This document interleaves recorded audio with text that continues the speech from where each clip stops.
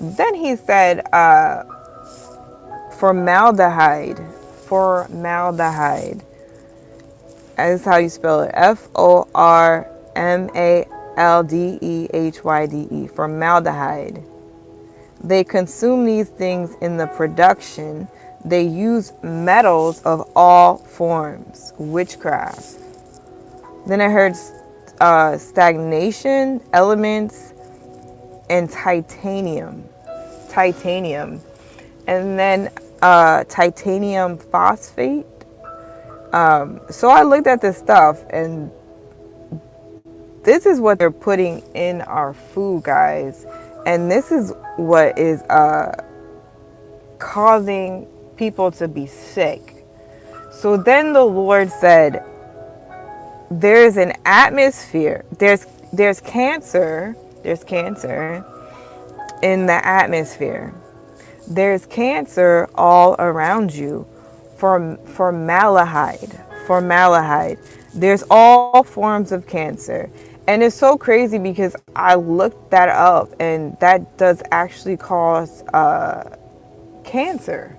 It like does something to your DNA, attaches to your DNA to change your DNA.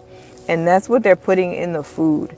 So he said formaldehyde, there's all forms of cancer, ways to deform your body. Then he said, watch what you consume, and your children too. He said they are ramping it up in all sorts of things, all sorts of witchcraft. They use metals of all forms. Witchcraft. They use metals of all forms. Witchcraft.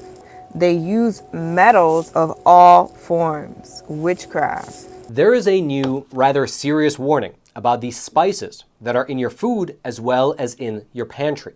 According to an analysis that was conducted by Consumer Reports, it found that many of the spices that very likely are in your cupboard right now contain high levels of dangerous heavy metals, including arsenic, cadmium, and lead. This report investigated many different types of spices, including cumin, chili powder, oregano, basil, ginger, paprika, turmeric, black pepper, and so on and so forth.